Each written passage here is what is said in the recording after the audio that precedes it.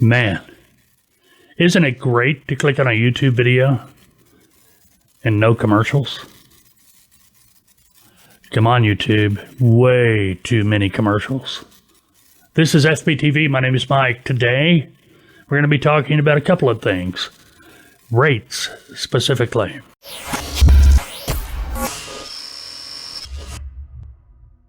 Hey, how you doing? Glad you joined us. My name is Mike. I'm the host. This is FBTV. We get together at least, we try every week. Maybe get a couple a week here and there. Maybe none occasionally, but we are still here. I'm the lead consultant for Taltoa, and if you've been checking out Taltoa, TALTOA.com, you have seen a lot of our packages, the Broker 60, Broker 90, Broker 90 Plus.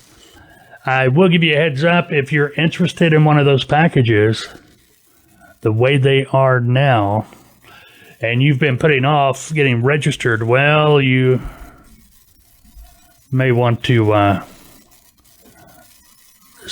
skedaddle on over there and get registered, because those packages are going to be changing here before too long. Fair warning. Okay, I also want to tell you about, we got the Freight Broker on Demand now. FBOD, you go to our website, click on the training options, and you'll find it down there. It's a total self-study course.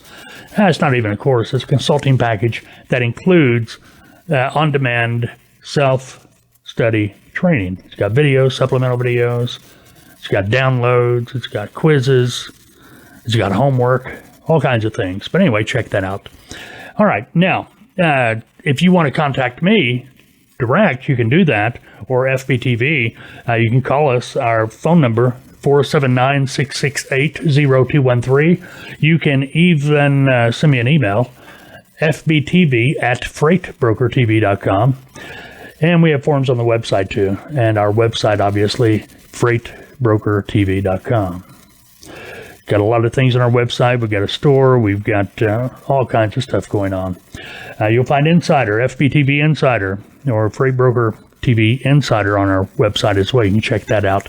I go on about this for an hour, and I know we want to talk about something else today. I'll give you a kind of a story about what happened to one of our clients last week. They had made a sales call to a potential customer, and the customer asked them to give them a rate. They did, and the shipper said, okay, yeah, that'll work. See if you can get me a truck.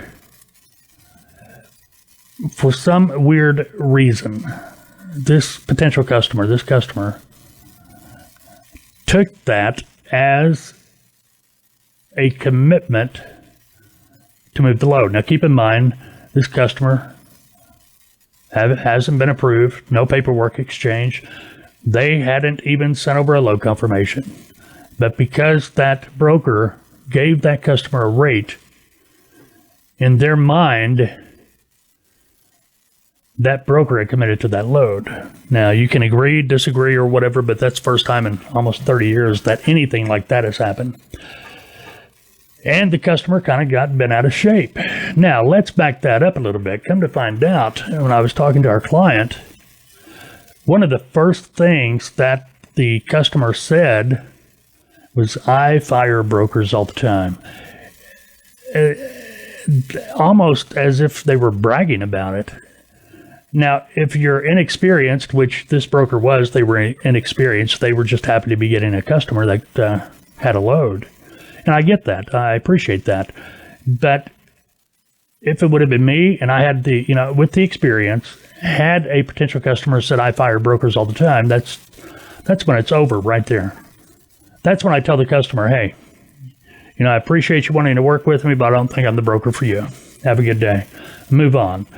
The reason is, it's been my experience over the years that when something starts out bad, it's going to get worse. You just might as well stop it, before it gets to that point.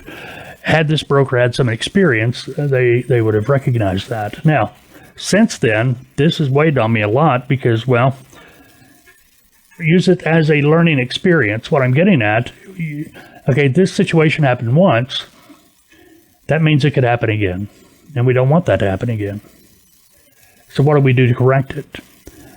Well, whenever you are giving a bid or providing a rate to a potential customer, instead of telling them, here's the rate we can do it for, or something similar to that, tell the potential customer from checking out the market, what the market's doing today, it looks like a good estimate to be able to get your load moved would be this much. That way, there is no misunderstanding. There is no commitment. Obviously, you never want to commit to a load unless you have a load. You don't want to commit to a truck or a load until you have a truck, or at least you have a pretty good idea you're going to be able to get a truck. And how do you get that pretty good idea? Well, it comes from experience working with your loads and working with the different customers and working with carriers, obviously. So keep that in mind. Thought I'd share that with you today. Something else just came through. I'm looking at an article here. It says load to truck ratios have dropped for the past week. These stories and things like that, they come from load boards. Now, understand, I'm not knocking them. I mean, a load board, you have to understand that a load board, they gather information all day long. I mean, that is data. It's just data. You post a load, that's data. A trucking company posts their equipment, that's data. And what they're doing, they're pulling all that data off their load board, and that's how they're coming up with these ratios and weird calculations, or whatever you might want to call them. There's a lot of things out there, not going to get into it, but the load to truck ratio, I know every load board does that. Don't put a lot of stock in those load boards when it comes to load to truck ratios, and I'll tell you why. A load to truck ratio is telling you how many loads per truck, so how many trucks there are for a given load. Now, think about it. If you're a trucking company, you only need to post your truck once. That's it, once. But if you're a broker posting a load, you understand going in that there might be 10 other brokers posting the same loads. So it's very easy to see how you could come up with the 10-to-1 load to truck ratio. You got 10 loads posted to one truck. Well, actually, those 10 loads are just one load. It's the same load. So when you get right down to it, it's a 1-to-1 ratio. I always went and checked the spot rate. Spot rates will fluctuate according to the market. And, you can get a feel from the rate. If the rate is the supply and demand from a rate. In other words, are there more trucks than loads or more loads than trucks from a rate? If you see the rate really low, that's a pretty good indication there are definitely more trucks than loads. I mean, think about South Florida. If you got a load coming out of South Florida, a shipper down in South Florida, they're probably not going to offer too much money. And the reason is they know there aren't many games in town. They are going to be about it, and trucks can take it for our rate, or they can drive back to Georgia or wherever empty, okay, as far as that goes. So, if you got a situation where there are more loads than trucks, obviously the shipper's going to be competing to get those trucks, so they're going to be paying more money. So kind of keep that in mind. The load to truck ratios, take it for what they are, but keep in mind they're not always 100% accurate either. All right.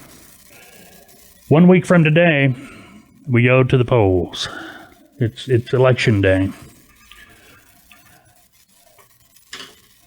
It's going to be, you think it's been weird up to this point, wait till next Wednesday. Hey, have a good Tuesday. Unless, of course, you've made other plans. We'll see you later.